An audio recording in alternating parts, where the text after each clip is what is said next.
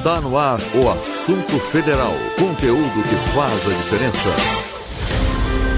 Olá, ouvinte, muito boa tarde para você. Hoje é sexta-feira, 14 de fevereiro de 2025.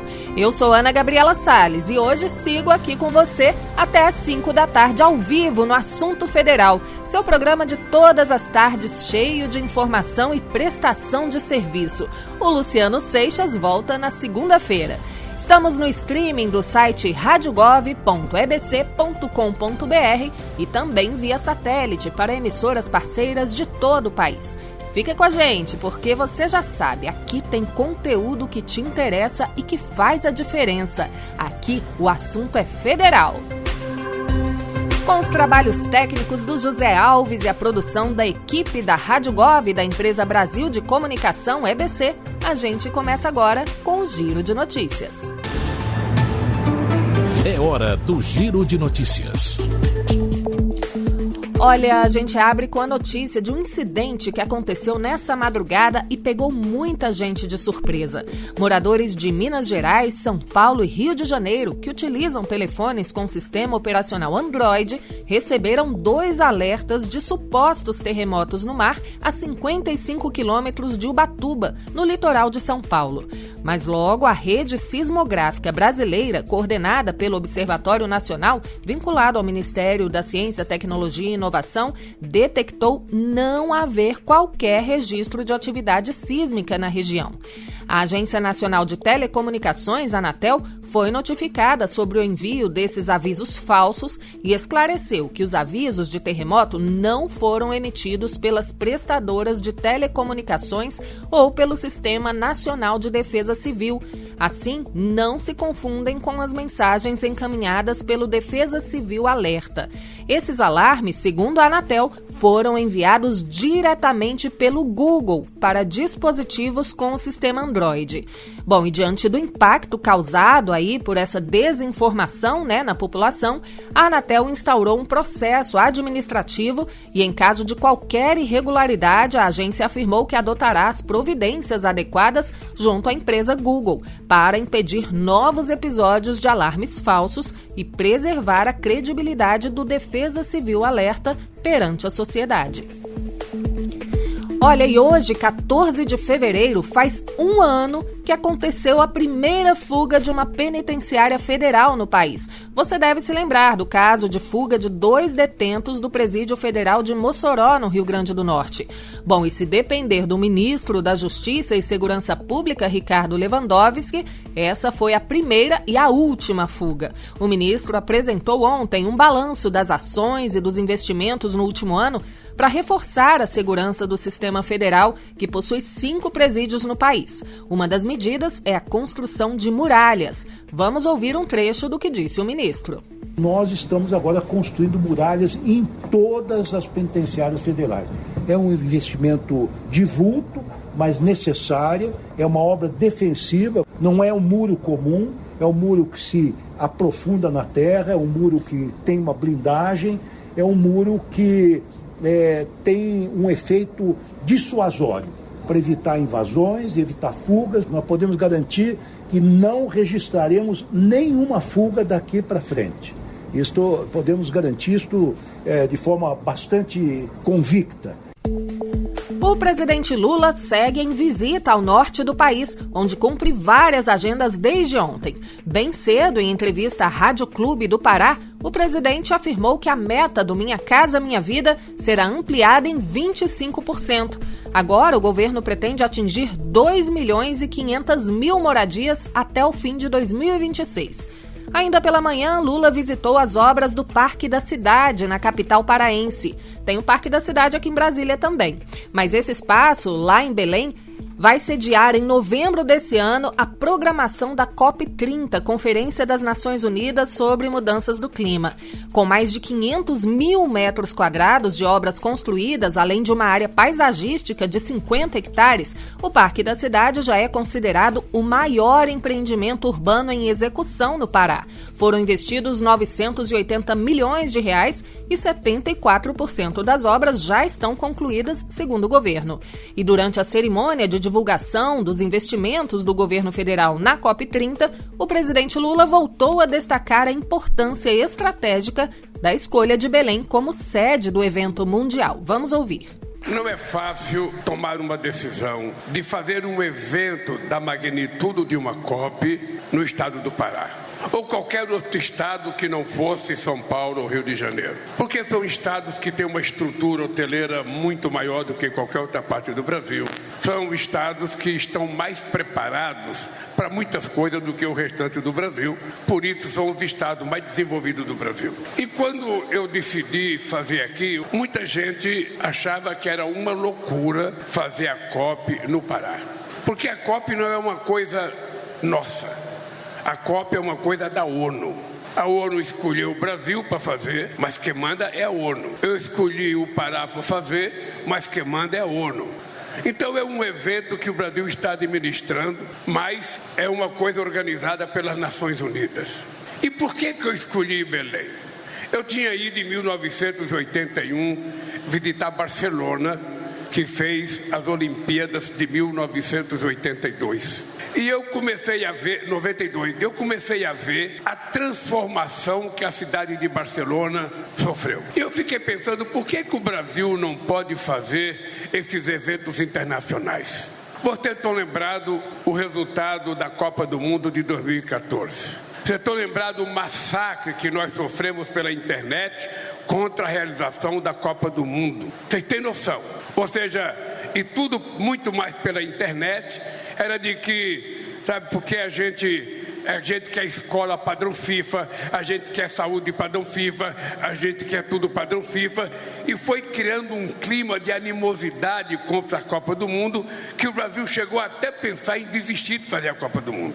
E qualquer outro evento que a gente tente fazer, sempre vai acontecer aquelas pessoas que dizem, por que gastar dinheiro nisso, por que investir dinheiro nisso? É porque esse país precisa parar de ser pequeno, nós precisamos parar de ser tacanha. Esse país é grande, esse país precisa ter coragem de levantar o pescoço e dizer que quer fazer as coisas, porque nós queremos mostrar o Brasil do jeito que ele é. E o estado do Pará é um estado importante nesse país. Isso aqui foi um estado que lutou muito.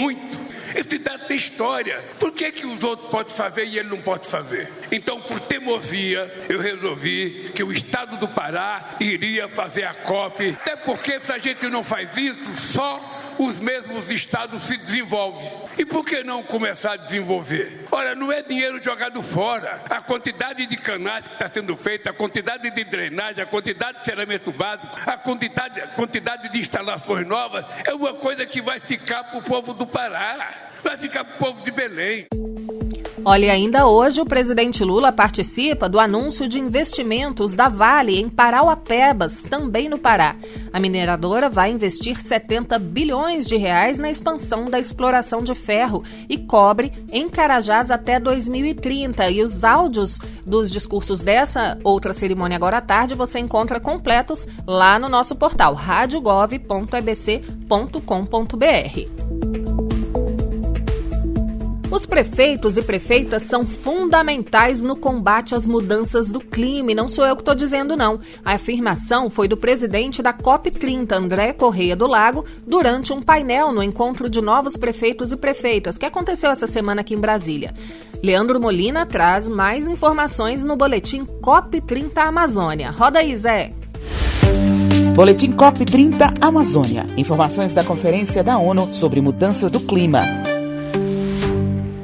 O embaixador e presidente da COP30, André Correia do Lago, participou do encontro de novos prefeitos e prefeitas realizado em Brasília. Em um dos painéis do evento, promovido pelo governo federal, o embaixador falou da importância do alinhamento das prefeituras com as metas de combate às mudanças do clima. Então isso comprova o quanto é importante nós integrarmos cada vez mais nas COPs as cidades. André Correia do Lago ainda destacou o papel da COP30, que será realizada anunciada em Belém em novembro como uma oportunidade para fortalecer a ideia de que o Brasil é um dos países que mais pode se beneficiar com a agenda do clima. Ana Toni, diretora executiva da COP30, também participou do evento e destacou a importância de trazer o debate climático para o centro das discussões municipais. Então, se o debate começou global, as consequências da mudança do clima estão batendo na porta dos prefeitos e das prefeitas. Quando tem enchente, quando tem incêndio, quando tem falta de água, e por isso esse trabalho realmente tem que ser muito ombro a ombro. Ana Cláudia Rosbach, diretora executiva da ONU Habitat, reforçou a importância das cidades como centros de soluções para a crise do clima. A diretora destacou que as cidades sofrem desproporcionalmente os impactos, especialmente as populações mais vulneráveis. Nós temos, de fato, hoje, mais de metade da população mundial vivendo em cidades, né? Em 2050, a previsão é de 70%. Então, as pessoas estão nas cidades. Então, se a gente não protege as pessoas nas cidades, muita dificuldade a gente vai proteger o meio ambiente e o planeta. Edivaldo Nogueira, ex-prefeito de Aracaju e presidente da Frente Nacional de Prefeitos, disse que as cidades serão decisivas para enfrentarmos os desafios das mudanças do clima. Não tem solução, na minha opinião, para os problemas gigantescos que nós temos que enfrentar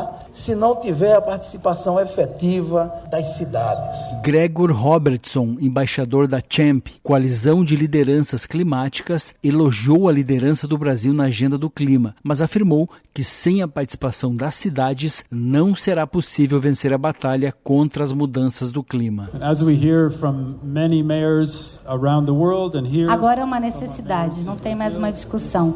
Tomar uma resposta, ter uma resposta e protagonizar as cidades em resposta aos desastres climáticos e serem os centros das soluções climáticas é uma necessidade, isso não tem volta. Outros participantes do painel também reiteraram que a colaboração dos governos municipais será essencial para garantir que as metas sejam alcançadas e que os impactos das mudanças do clima sejam minimizados. Com informações da COP30, Leandro Molina.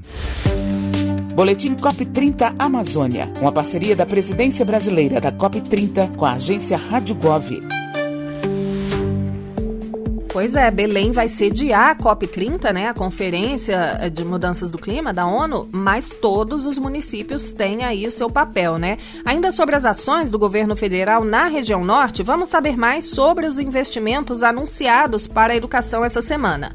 Roda aí o Boletim MEC com Léo Gomes,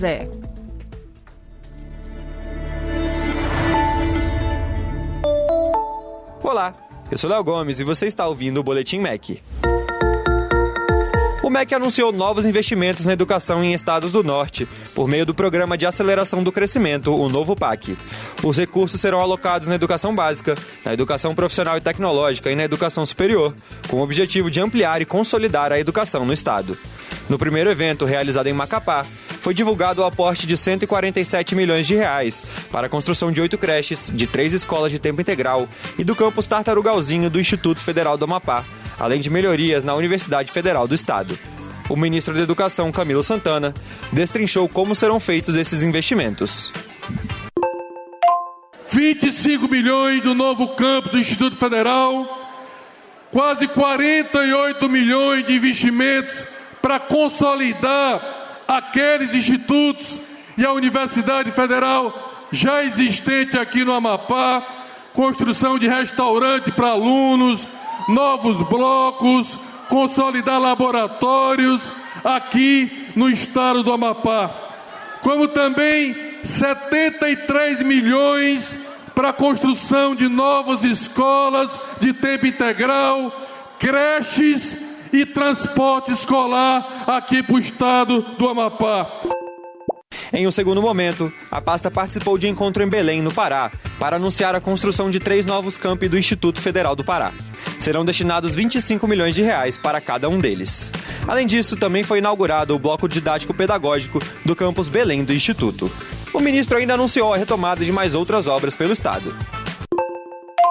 E hoje, nós estamos aqui assinando a retomada de 80 obras da educação na rede estadual do estado do Pará. São creches, são escolas, e nós vamos devolver essa oportunidade para crianças e jovens do estado do Pará.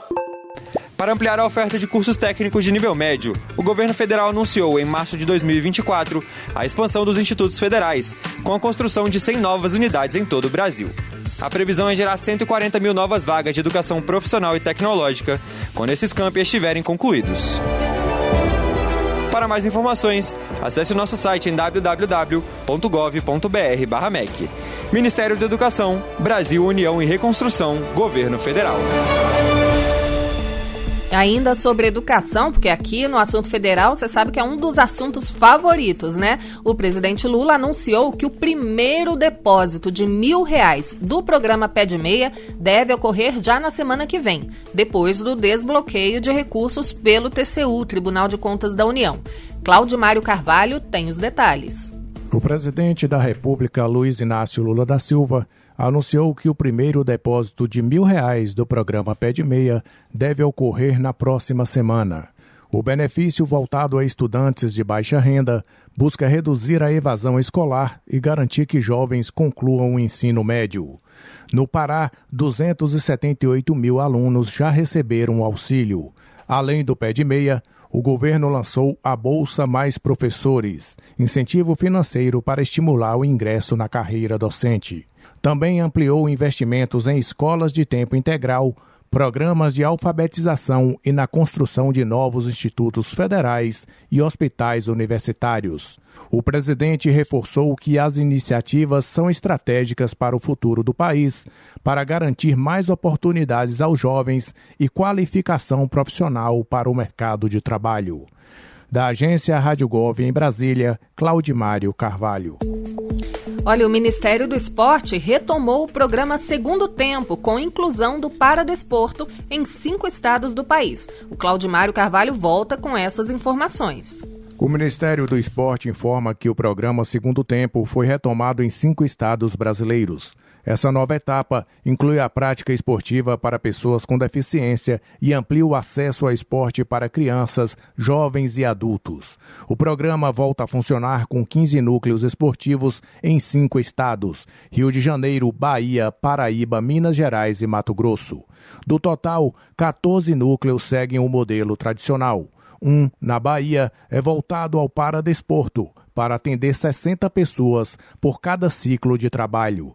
No primeiro semestre, cerca de 1.460 participantes serão beneficiados, principalmente estudantes da rede pública em situação de vulnerabilidade. De acordo com o Ministério, o objetivo é levar o programa a todos os estados e melhorar a qualidade de vida dos participantes, reduzir a evasão escolar e estimular o respeito à diversidade. Além dos 15 núcleos já em funcionamento, outros 15 estão no processo para serem implantados. Da agência Rádio Gov em Brasília, Claudimário Carvalho. O governo federal instituiu o Serviço Biométrico Federal para a nova Carteira de Identidade Nacional. Quem explica a medida é Dilson Santa Fé. O governo federal publicou nesta quinta-feira, dia 13, uma resolução que estabelece o Serviço Biométrico Federal para a Carteira de Identidade Nacional, a SIN. Com isso, os estados e o Distrito Federal devem utilizar um sistema unificado para coletar e compartilhar dados biométricos e biográficos dos cidadãos. Até o momento, mais de 20,3 milhões de novas carteiras já foram emitidas em todo o Brasil. A medida faz parte da Infraestrutura Pública Digital, IPD, de Identificação Civil.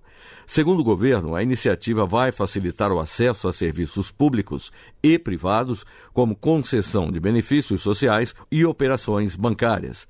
Além disso, o CPF passa a ser o único número de registro nacional, evitando múltiplas emissões de identidade por estado e aumentando a segurança contra fraudes. Da agência Rádio Gov em Brasília, Dilson Santa Fé.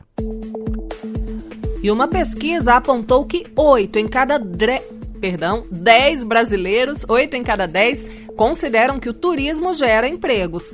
Nos últimos 2 anos, o setor gerou mais de 405 mil postos de trabalho com carteira assinada no país. José Carlos Andrade.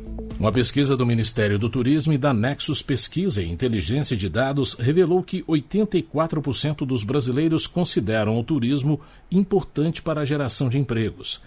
Desde 2023, o setor criou mais de 405 mil vagas formais, de acordo com dados do Cadastro Geral de Empregados e Desempregados, novo CAGED.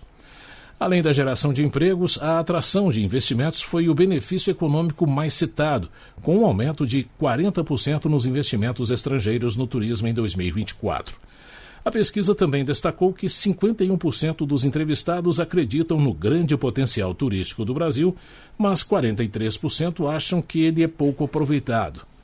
Para impulsionar o setor, 33% apontam o combate à pobreza e à desigualdade social como prioridade, seguido por incentivos para baratear viagens, 21%, e investimentos em segurança e infraestrutura.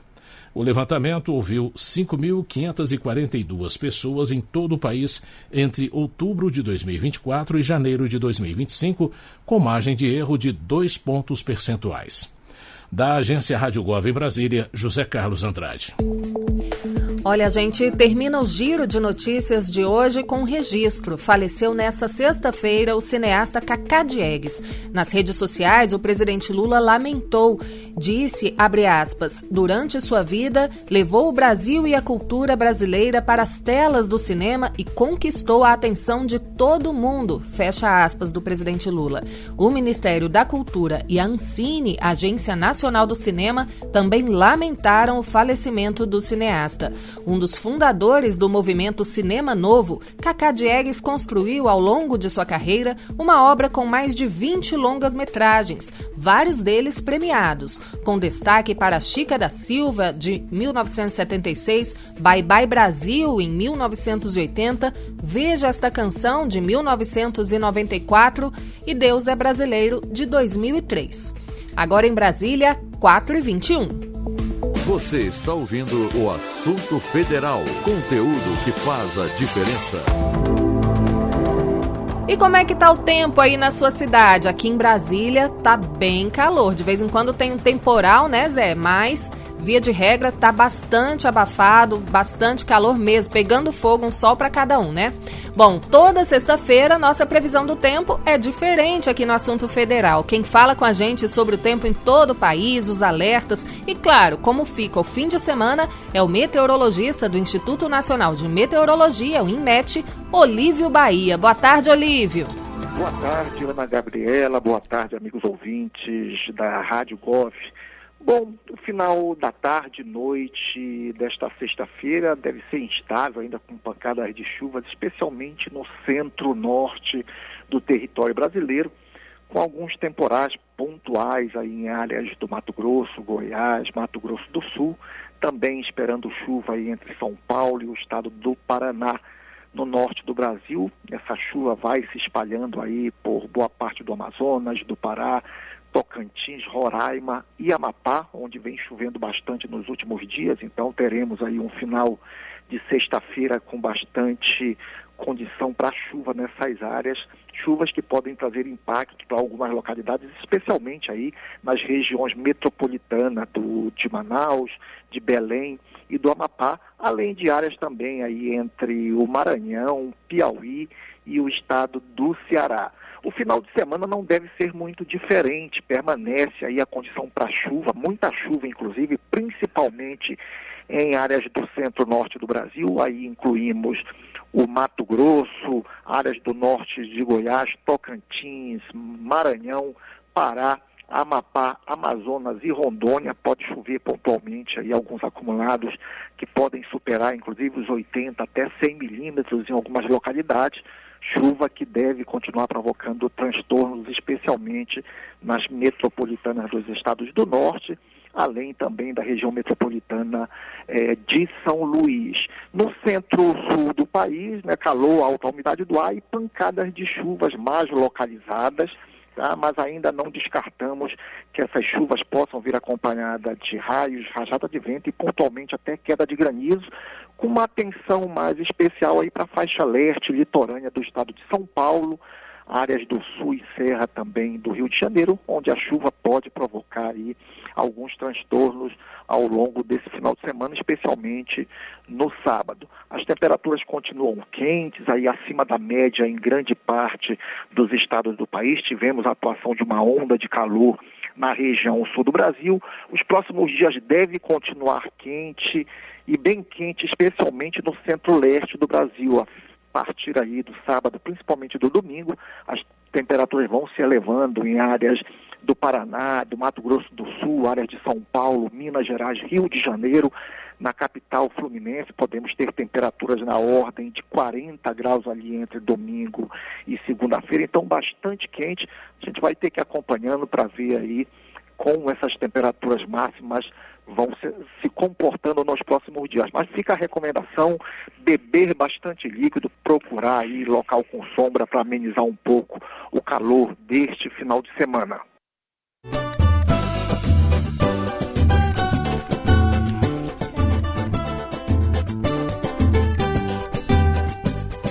E chegou a hora, né, de dar aquele abraço, mandar aquele abraço para todos os moradores das cidades que fazem aniversário hoje.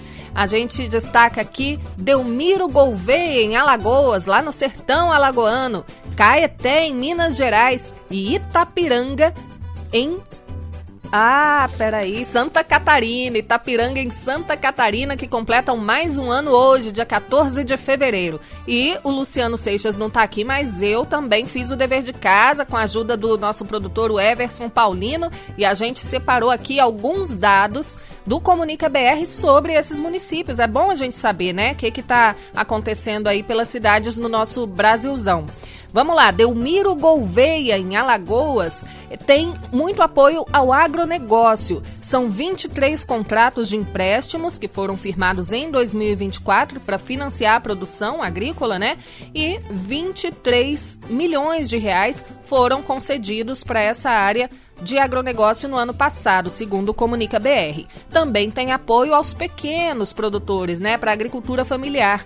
Foram contabilizados no ano passado 298 contratos do PRONAF, que é o Programa Nacional de Fortalecimento da Agricultura Familiar. E aí foram liberados pelo PRONAF, né, via PRONAF, 4 milhões e 100 mil reais em crédito. Também tem lá em Delmiro Gouveia, em Alagoas, o Programa de Aquisição de Alimentos, o PAA. 14 agricultores familiares vendem alimentos diretamente para o governo federal pelo PAA, né? E 28 milhões em vendas diretas de alimentos para o governo federal. Eu vou checar esse dado, acredito que seja 28 mil. O Everson vai pegar esse dado pra gente.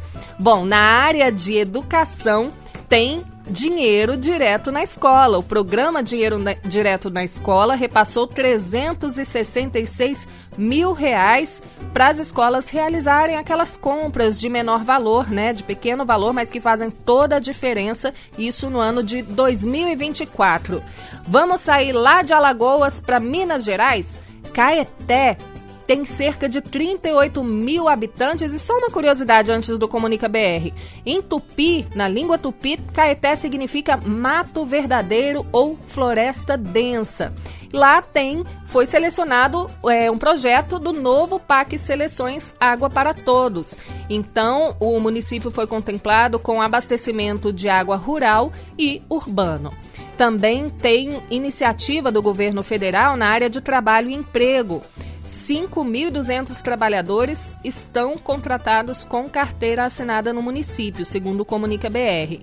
E, em relação ao empreendedorismo, 3.600 empreendedores individuais, os MEIs, estão cadastrados em Caeté. Bom, vamos lá agora viajar para Santa Catarina, Itapiranga, que faz mais um ano hoje. O Brasil Sorridente tem 4 equipes de saúde bucal atuando nesse município. Falando em Brasil Sorridente, foi um dos destaques de uma parte que o presidente Lula falou ontem num discurso durante a entrega de moradias do Minha Casa Minha Vida no norte do país, né? Ele falou como é importante, até para a autoestima, né, da população, ter um sorriso bonito, bem cuidado, saudável. Então, o programa Brasil Sorridente está aí para isso. Não tem como ir a um dentista privado? Procure aí na cidade de Itapiranga ou onde você estiver, se tem o Brasil Sorridente, é porque tem a oportunidade de você cuidar aí da sua saúde bucal. Tem 4 equipes aí em Itapiranga com custeio totalmente federal para você cuidar aí da sua saúde bucal. Farmácia Popular, 487 pessoas foram beneficiadas pelo programa em 2024 e 456 retiraram medicamentos gratuitos esse ano. Bom, a gente termina aqui o nosso giro pelo Comunica BR lá em Itapiranga com Saúde da Família. 6 equipes de Saúde da Família atuam com recursos federais lá em Itapiranga. Parabéns para essas cidades. Agora em Brasília, 4h30. Momento Entrevista. Você sabe o que é Sala Lilás? Já ouviu falar? Bom, é um espaço especializado no atendimento de mulheres vítimas de violência dentro de unidades de saúde e de hospitais. O jornalista da Rádio Gov, Diego Freitas, conversou com Renata Reis, coordenadora geral de atenção à saúde das mulheres do Ministério da Saúde. A entrevista aí produzida pela nossa produtora Rebeca Guilhardi. Ela também falou sobre como a nota técnica da pasta, do Ministério da Saúde aprimora o atendimento nas salas lilás. Vamos ouvir. O que é a Sala Lilás e como ela funciona no atendimento a mulheres vítimas de violência? A senhora pode explicar, por favor? A Sala Lilás, ela é produto de uma lei sancionada pelo presidente Lula ano passado. E essa lei diz que os serviços de saúde têm que disponibilizar de espaços reservados, confortáveis, que garantam sigilo e privacidade para as mulheres sobreviventes de violência quando elas procuram serviços de saúde. Então, o que a gente fez aqui na Coordenação Geral de Saúde das Mulheres o ano passado foi a elaboração de uma nota técnica para orientar gestores e trabalhadores e como que seria essa implementação dessa sala, para não condicionar a existência da sala a, por exemplo, disponibilidade de recurso, grandes obras, grandes adaptações.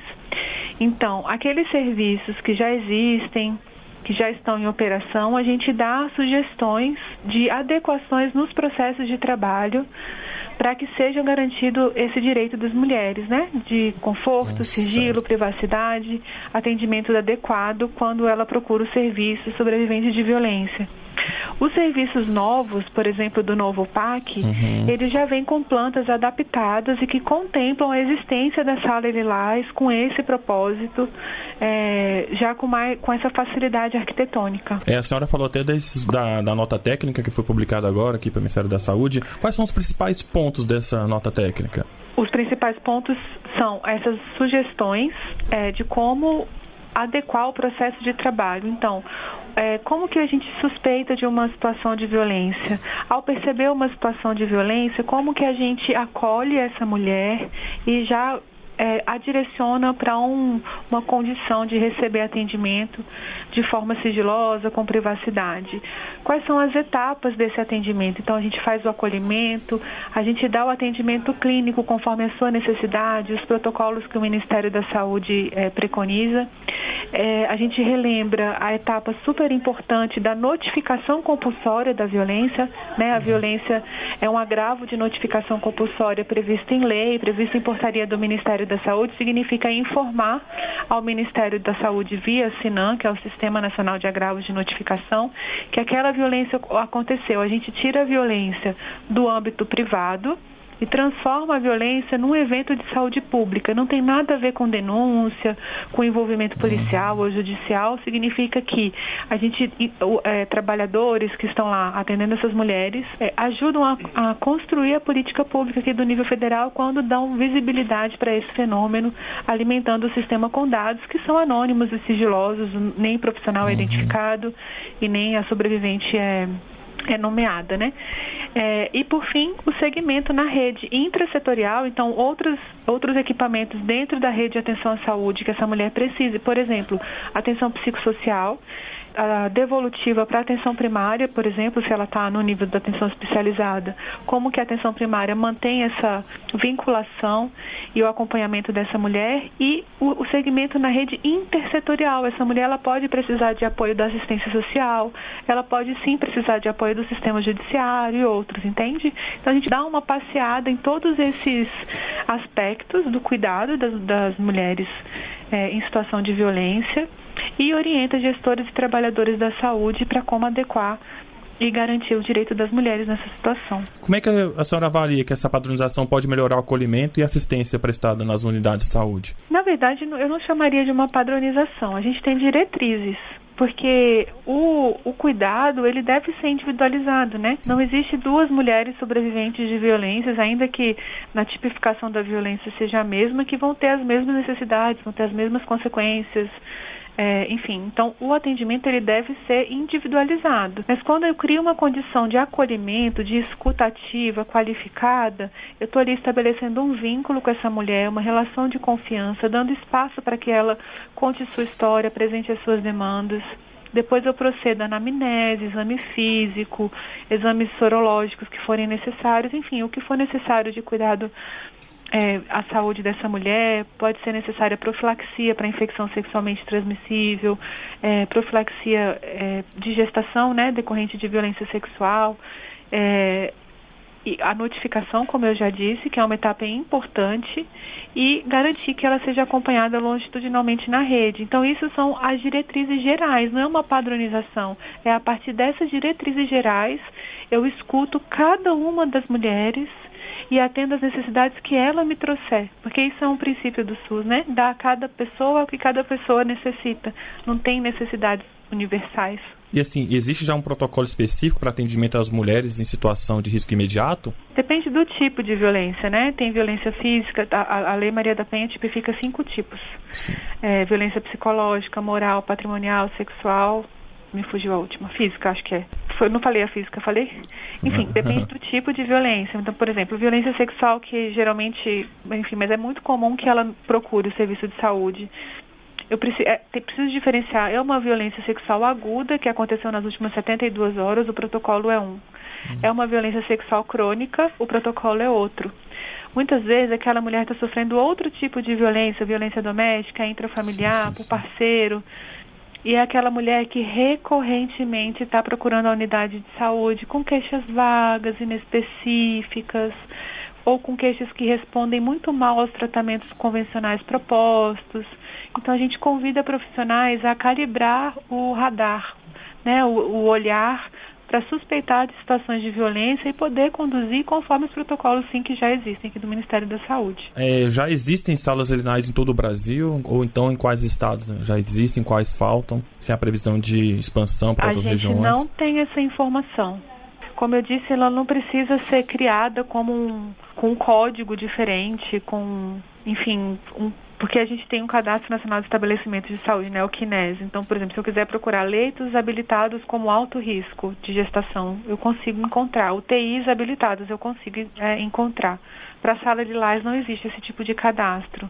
Então, eu poderia te dar exemplos. Eu sei, por exemplo, que o HMIB aqui do DF tem, mas eu não saberia te dar outros exemplos agora. Mas existe uma previsão do Ministério de fazer esse mapeamento? Olha, Diego, a gente tem priorizado as ações de qualificação do cuidado da rede, sabe? Tanto da atenção primária quanto da atenção especializada, e de dialogar com os estados e fomentar essas adequações no processo de trabalho das unidades que já existem, para que esse processo de trabalho que engloba a sala de lares seja operacionalizado. É muito mais importante eu garantir que a equipe funciona de forma alinhada para dar para aquela mulher o que ela precisa, do que exista um espaço físico que, se esse processo de trabalho está desalinhado, o espaço físico não serve para nada. Você entende a diferença? Entendo perfeitamente. Se a porta fica aberta, se eu falo alto, se o autor da violência entra na sala, por exemplo, entende? Sim, o foco é mais humano, né? Não é questão só do espaço em si, né? Exato. Sim, e além do atendimento médico, você falou desses cuidados, assim, quais outros serviços e encaminhamentos são oferecidos nesses espaços? Vai depender da necessidade da mulher, né? As sobreviventes de violência, elas necessitam de equipe multiprofissional. Então, minimamente, enfermagem, profissionais da medicina, assistência social, psicologia, geralmente são envolvidas no cuidado das mulheres sobreviventes de violência. E aí vai depender de cada caso, se tudo começa a ser resolvido naquele momento agudo, ou se é um caso crônico que vai precisar se desdobrar em mais tempo de acompanhamento. E mesmo depois da resolução, geralmente as mulheres precisam ainda de um segmento, porque tem a questão da saúde mental, pode ter sequelas, por exemplo, de violências físicas, outras questões. Como as mulheres, né, elas podem saber onde encontrar uma sala Lilás, né, e buscar ajuda caso precisem? Todo e qualquer serviço tem que atender mulheres sobreviventes de violência, né? A gente tem a lei do minuto seguinte e a lei da sala Lilás. Então, a questão é que essa procura por cuidado, ela é permeada por muitas questões, né? O machismo, a misoginia. A mulher, ela sabe muitas vezes, ou ela receia que seja assim, né? Que ela procure o serviço de saúde e ela seja julgada, ela seja inquirida de forma inadequada. Muitas vezes, dependendo do contexto, procurar um serviço de saúde pode acentuar o risco dela, dependendo, especialmente quando é violência intrafamiliar. Então, a gente também tem manuais que orientam profissionais como abordar, como criar uma oportunidade para conversar com essa mulher, como aciona a rede de apoio dessa mulher, tanto familiar e de amigos, como de equipamentos da saúde, de equipamentos do serviço social. Por exemplo, a Casa da Mulher Brasileira. Existem orientações para dar condições para essas mulheres de receberem o cuidado necessário no caso de violências agudas e saírem do ciclo da violência, quando essa violência já está se perpetuando por mais tempo. Entendi, Renata. Então, você gostaria de fazer mais alguma consideração? Eu gostaria de dizer que as mulheres merecem dignidade e felicidade. Sabe que daqui do Ministério da Saúde a gente segue muito, muito empenhada em trabalhar para inclusive não só garantir o cuidado para as mulheres sobreviventes de violência, mas para atuar na mudança de cultura da sociedade que perpetua essas violências e para que a gente consiga prevenir e evitar que elas precisem sequer precisar da sala Lilás, né? Acho que o grande objetivo que a gente assume enquanto país, enquanto projeto de construção política, ética, é que a violência cesse em algum momento da história desse país. A gente ouviu aí a entrevista com a Renata Reis, coordenadora geral de atenção à saúde das mulheres do Ministério da Saúde, sobre as salas Lilás. Para ouvir esse e outros conteúdos, basta acessar radiogov.ebc.com.br. Olha, ainda hoje aqui no Assunto Federal, a radionovela Na Boca do Povo tem episódio novo, hein? E ainda o Momento Serviço, não sai daí, agora pelo horário de Brasília, 4h42. Rádio Gov, tudo o que você precisa saber. Hoje tem Brasil contra Fake aqui. Golpistas estão entrando em contato com pessoas se passando por funcionários do Conselho de Controle de Atividades Financeiras, o COAF, para obter informações dos cidadãos. O COAF não contacta pessoas para obter informações e nem tem atribuição legal para bloquear, reter ou liberar bens e valores de qualquer natureza. Isso é o que explica o Brasil contra Fake de hoje. Roda aí, Zé. Brasil contra Fake. Cuidado! Golpistas estão contatando pessoas para tratar sobre operações financeiras suspeitas, processos ou mesmo investigações em andamento em nome do COAF, o Conselho de Controle de Atividades Financeiras. Mas o COAF não envia mensagens nem e-mails e muito menos telefona para pessoas, segundo o diretor de supervisão do órgão, Rafael Ximenes. Pessoas têm comunicado ao COAF, o Conselho de Controle de Atividades Financeiras, o recebimento de chamadas telefônicas solicitando dados de cidadãos e empresas. Durante as ligações, golpistas alegam que precisam de dados pessoais para confirmar informações sobre operações financeiras suspeitas, processos ou mesmo investigações que na realidade não existem. Chegam até a mencionar outros órgãos, como a Polícia Federal. Chegam a usar números telefônicos parecidos com os do Conselho. Cuidado, é golpe. O COAF não entra em contato com cidadãos para solicitar dados ou informar sobre operações financeiras e recomenda fortemente que nenhuma referência seja informada durante esse tipo de ligação. Na tentativa de aplicar o golpe envolvendo o nome do COAF, os criminosos ameaçam as vítimas com bloqueio, retenção ou liberação de ativos financeiros, como contas bancárias ou bens como imóveis ou automóveis.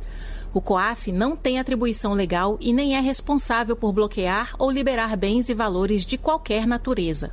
Para denunciar esse tipo de golpe, cabe fazer tanto o registro de ocorrência junto às autoridades policiais locais, quanto formalizar uma denúncia na plataforma fala.br, no endereço falabr.cgu.gov.br.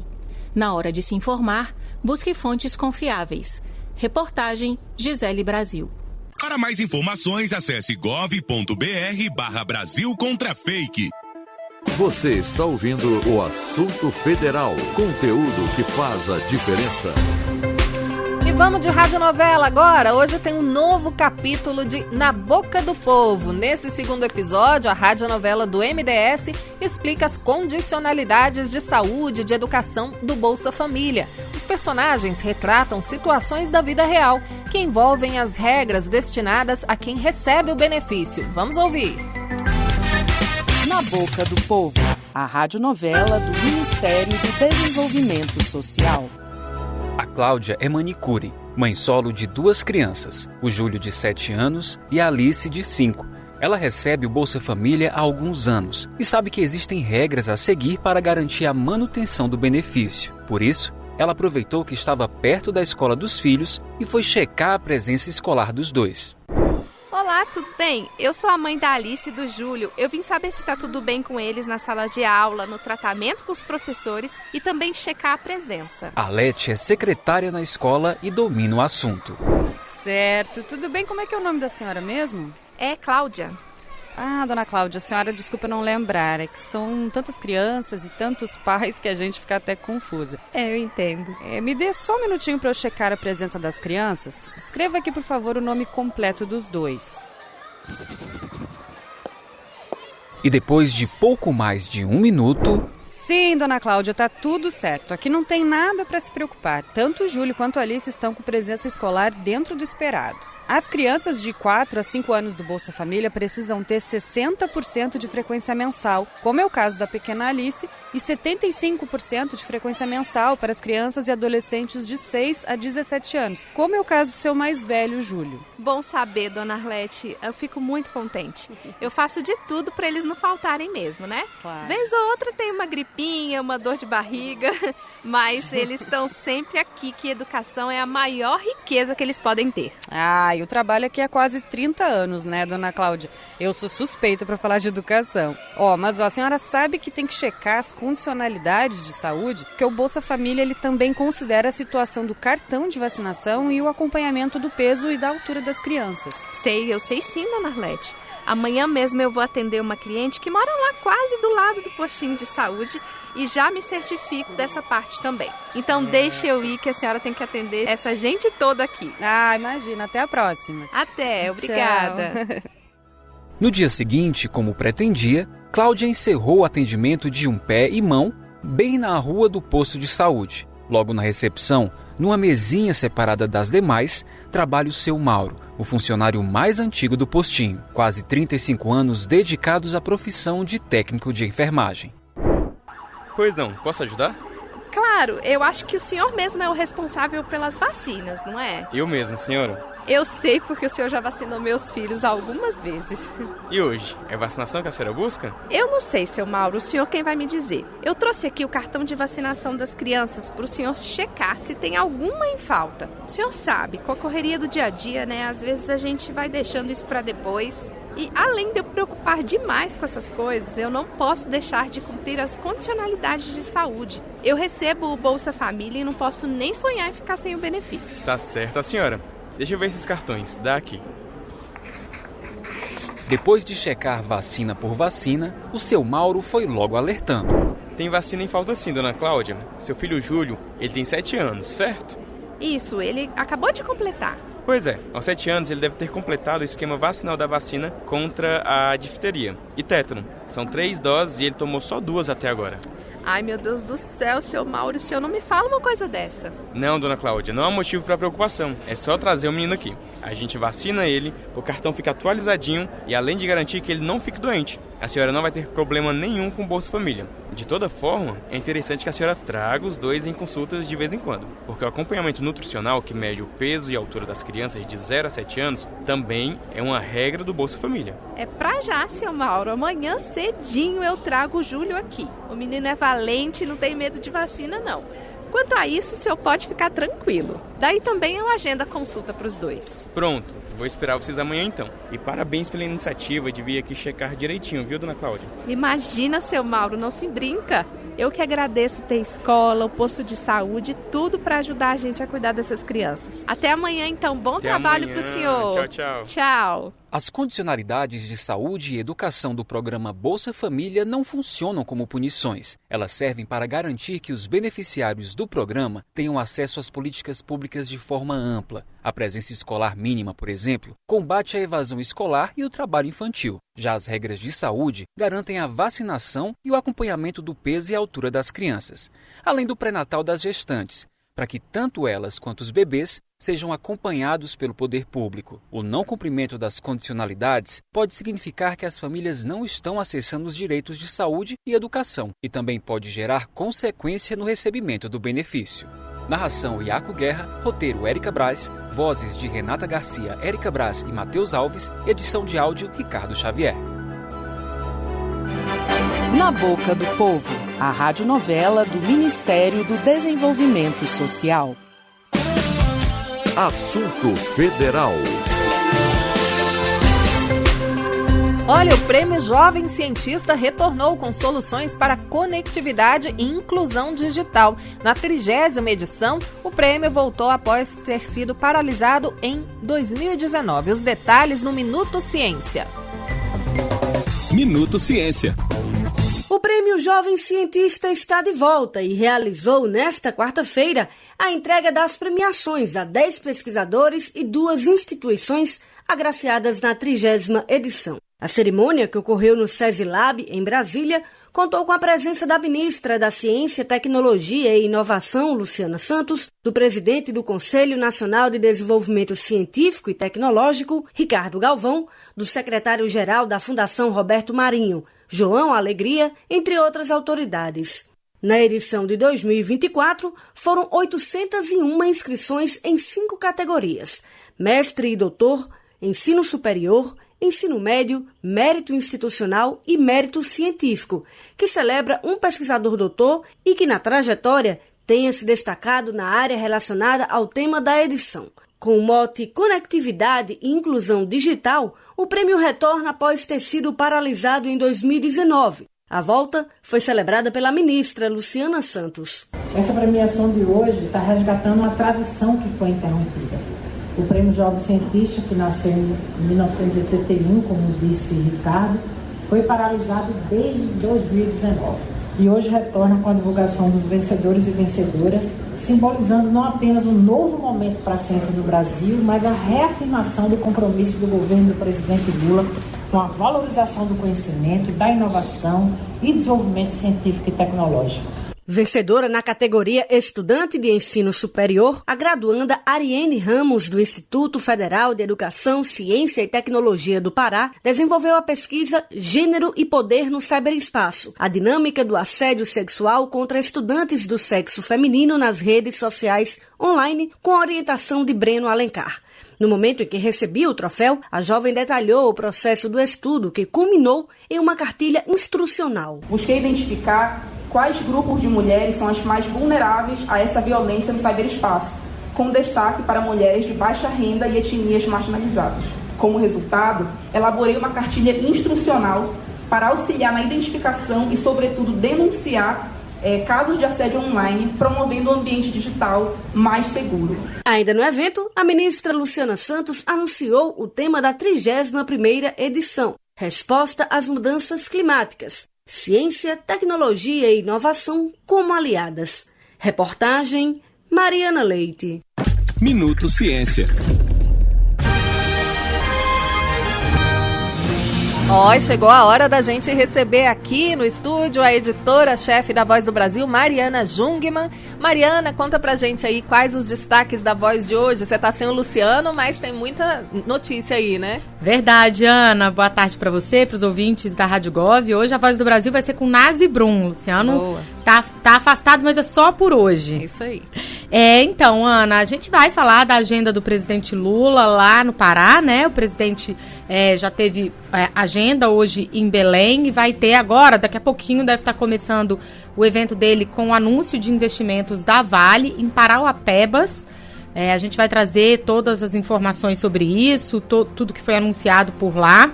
Olha, em Belém hoje o presidente anunciou assim, recursos nas mais diversas áreas, né? Foi um evento ligado muito aos investimentos que preparam a cidade para a COP30, a conferência da ONU sobre o clima que vai acontecer em novembro.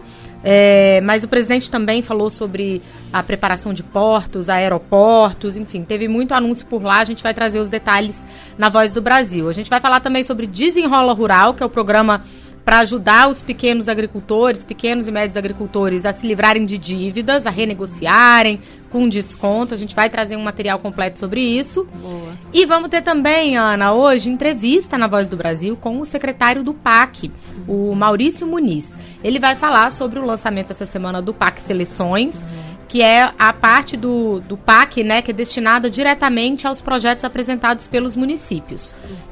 O governo anunciou uma nova etapa do PAC Seleções, 50 bilhões de reais mais ou menos vão ser investidos, e o Maurício Muniz vai explicar como é que funciona, como é que os prefeitos podem apresentar projetos, em quais áreas e como é que eles recebem esses recursos. Perfeito, muita informação boa aí pro cidadão, né, Mari? Com certeza, daqui a pouquinho às 7h. Até, bom trabalho, Mari. Tchau, tchau. Tchau.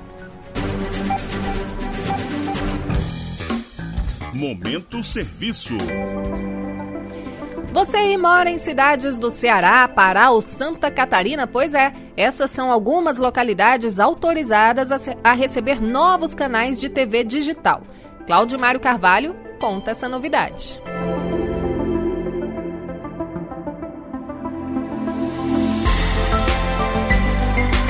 O Ministério das Comunicações autorizou a operação de novos canais de TV digital em 7 municípios brasileiros. A medida beneficia cidades do Ceará, Goiás, Mato Grosso do Sul, Pará e Santa Catarina. Com a publicação no Diário Oficial da União, as emissoras devem obter autorização da Anatel e solicitar o licenciamento da estação. Os canais autorizados atuarão como retransmissoras, levando sinal de estações comerciais ou educativas para regiões antes sem cobertura ou com recepção deficiente. Os novos canais foram liberados para Fátima do Sul e Parnaíba, no Mato Grosso do Sul, Campos Novos, em Santa Catarina, Santa Quitéria, no Ceará, Quirinópolis, em Goiás, Barra do Garças, em Mato Grosso e Santarém, no Pará. Da agência Rádio Gov em Brasília, Claudimário Carvalho. Agora, qualificação. A 4ª edição do programa Elas Exportam está com inscrições abertas. Estefânia Lima tem os detalhes. O programa Elas Exportam abriu inscrições para a sua 4ª edição e oferece 50 vagas para mentorias voltadas a mulheres empreendedoras interessadas em exportação. A iniciativa do Ministério do Desenvolvimento, Indústria, Comércio e Serviços e da Apex Brasil conecta empresárias experientes a iniciantes no comércio exterior. O programa promove capacitação e inclusão. Uma novidade desta edição é a criação de um banco de mentoras, com inscrições abertas ao longo de 2025 para futuras edições. O programa integra a Política Nacional de Cultura Exportadora e conta com o apoio de instituições como o INPC, CNI e SEBRAE. As inscrições já estão disponíveis para mentoras e mentoradas. Mais informações em gov.br/MDIC. Com supervisão de Lucília Araújo, da agência Rádio Gov em Brasília, Estefânia Lima. Olha, você pode aprimorar a primeira versão preliminar do Planaro, que é o Plano Nacional de Redução e Reciclagem de Resíduos Orgânicos Urbanos. Basta participar de uma consulta pública do Ministério do Meio Ambiente e Mudança do Clima. Quem explica é José Carlos Andrade. O Ministério do Meio Ambiente e Mudança do Clima, MMA, lançou a consulta pública do Plano Nacional de Redução e Reciclagem de Resíduos Orgânicos Urbanos, Planaro. O plano tem como objetivo a redução do desperdício de alimentos e reciclagem de resíduos orgânicos urbanos no Brasil. O novo programa vai contribuir com a redução de gases poluentes na atmosfera, uma vez que a iniciativa pretende eliminar os lixões. O MMA espera que o projeto também fomente a agricultura urbana, além de promover a inclusão socioprodutiva das organizações de catadores de materiais recicláveis. As contribuições da sociedade para o aprimoramento da versão preliminar do Planaro podem ser enviadas pela plataforma Participa Mais Brasil até o dia 31 de março. Após o fim da consulta pública, as contribuições vão ser analisadas e consideradas em um novo texto a ser lançado posteriormente. Da Agência Rádio Gov em Brasília, José Carlos Andrade.